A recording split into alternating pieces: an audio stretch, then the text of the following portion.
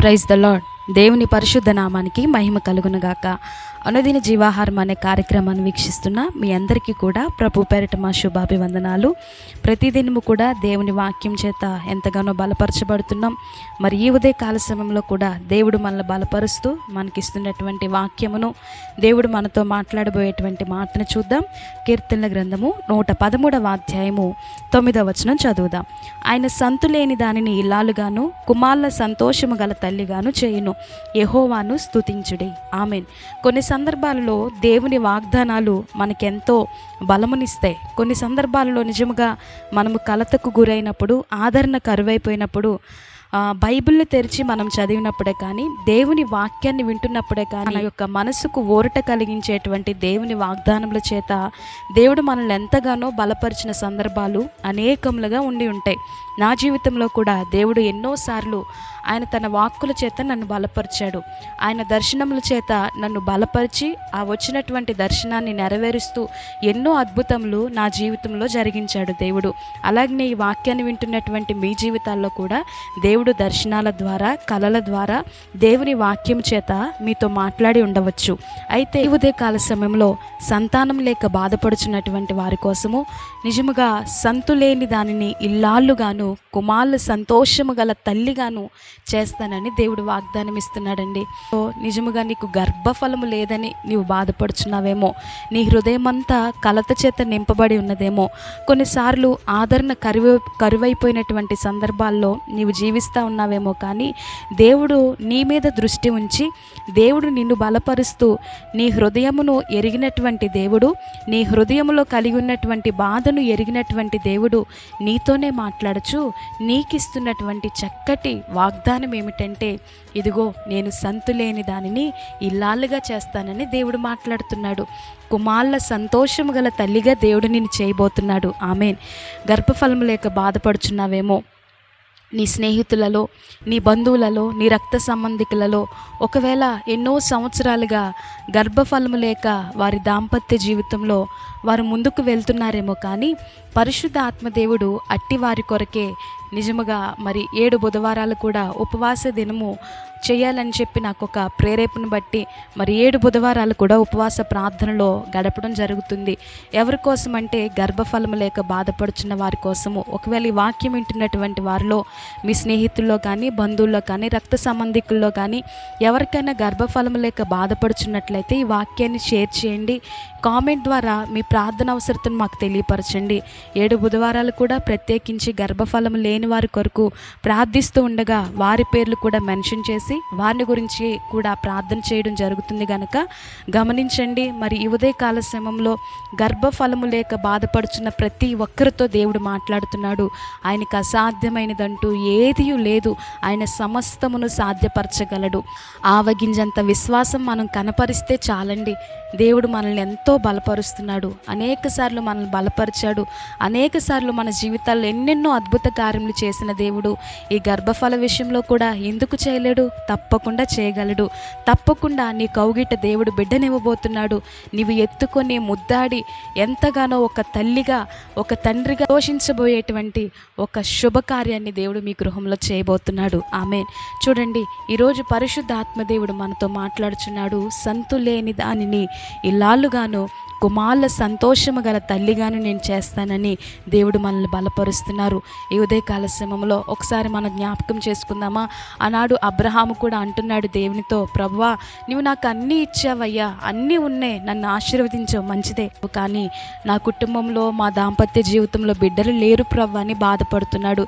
ఇక వెంటనే దేవుడు అంటున్న మాట, ఆయనకు అసాధ్యమైనది ఏది లేదు కదా. దేవుడు అతన్ని బలపరుస్తుంటున్నటువంటి మాట, ఇదిగో అబ్రహామా నాతో పాటు రా అని చెప్పి ఆ నక్షత్రములను చూపిస్తూ, కింద ఇసుక రేణువులంత విస్తారముగా నేను మీ యొక్క సంతానమును విస్తరింప చేయబోతున్నానని దేవుడు అబ్రహాముతో మాట్లాడాడు. నిజమే, ఈ ఉదయకాల సమయంలో సంతృప్తి లేని జీవితాన్ని నీవు జీవిస్తున్నావేమో. పైకి మాత్రము నవ్వుతూ కనిపిస్తున్నా నీ మనసులో ఏదో మనోవేదన, ఏదో తెలియనటువంటి భారము నీవు అనుభవిస్తూ ఉన్నావేమో. ఎన్నో దినములుగా, ఎన్నో నెలలుగా, ఎన్నో సంవత్సరములుగా కుమిలిపోతున్నావేమో. కానీ దేవుడు నీ హృదయాన్ని పరిశోధించే దేవుడు నీతో మాట్లాడుతున్న మాట, కుమారుల సంతోషము గల తల్లిగా దేవుడు నిన్ను చేయబోతున్నాడట. అన్న జీవితంలో కూడా మనం చూస్తే అన్న కూడా నిజముగా ఎంత బాధను అనుభవించిందంటే పెనిన్న అనేటువంటి దెప్పిపొడుపు మాటల చేత ఆమె మాట్లాడేటువంటి వంకర వైఖరిని బట్టి తను ఎంతగానో ఎంతగా కృంగిపోయిందంటే మరి భోజనాన్ని కూడా మానివేసి అన్నపానములు మానివేసి మనోదుఖము గలదే, ఏమి చేయాలో దిక్కుతోచని పరిస్థితిలో తన హృదయం అంతా భారముతో నింపబడి కన్నీరు కారుస్తుందంట. తన జీవిత కాలం అంతే కూడా ఇక నేను ఇంతేనేమో అనుకున్నటువంటి పరిస్థితులు, ఎన్నో రాత్రులు నిద్రలేనటువంటి స్థితి, ఎన్నో రాత్రులు గలిబిలి కలిగినటువంటి స్థితి, ఎన్నో రాత్రులు ఇక నాకు పిల్లలు పుట్టరేమో, నా జీవితం ఇంతేనేమో అనుకున్నటువంటి సందర్భాన్ని ఆమె అనుభవించి ఉండవచ్చు.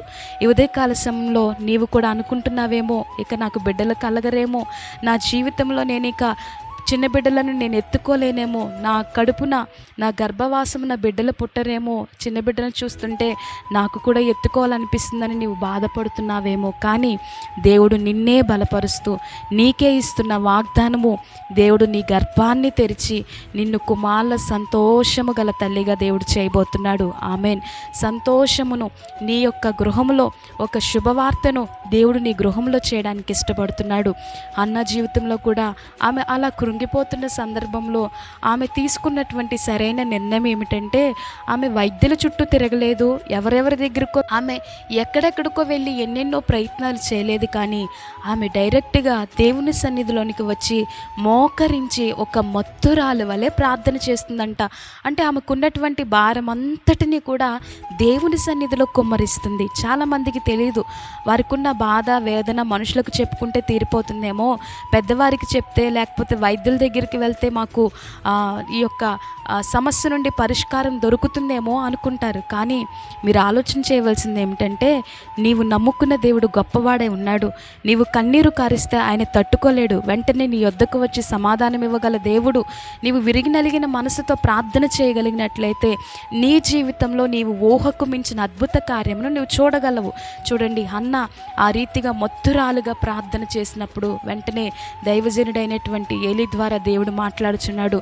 మరలా వచ్చే ఏట నీ కౌగిట కుమారుడు ఉంటాడని చెప్పినట్లుగా నీ జీవితంలో కూడా ఒక అద్భుత కార్యం చేయడానికి దేవుడు ఇష్టపడుతున్నాడు. కాబట్టి ఈ ఉదయకాల సమయంలో గర్భము లేక బాధపడుచున్న నీ జీవితంలో దేవుడు గొప్ప కార్యము చేసి నీ కౌగిట ఒక మంచి కుమారుణ్ణి, మంచి కుమార్తెని ఇవ్వడానికి దేవుడు ఇష్టపడుతున్నాడు.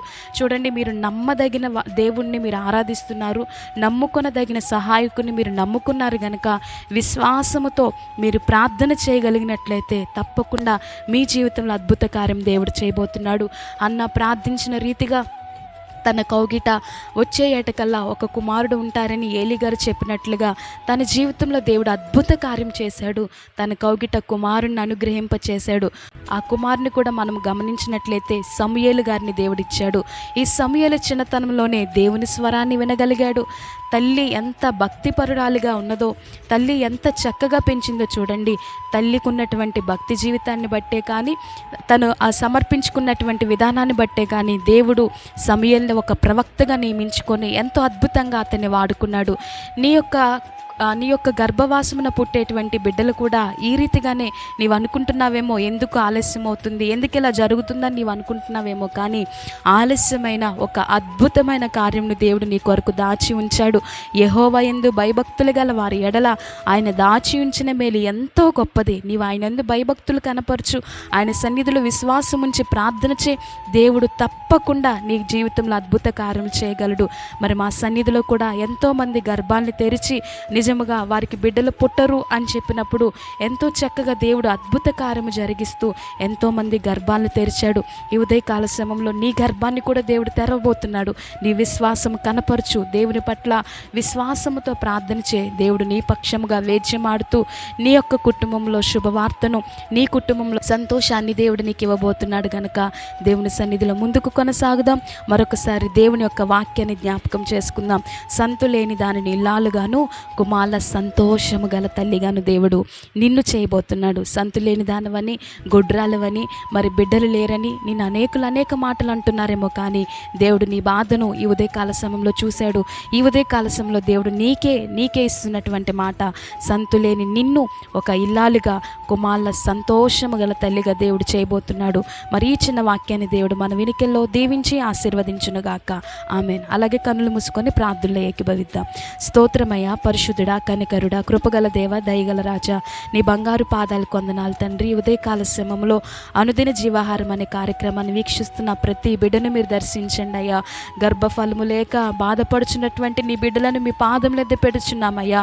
సంతులేని దానిని ఇల్లాలుగాను, కుమారుల సంతోషము గల తల్లిగా చేస్తానని నీవు వాగ్దానం ఇస్తున్నావు ప్రవ్వా. ఎన్నో సంవత్సరములుగా గర్భఫలము లేక బాధపడుచున్న ప్రతి బిడ్డను యేసు నామములో మీరు తాకండి అయ్యా. భార్యాభర్తలను మీరు దర్శించండి నాయన.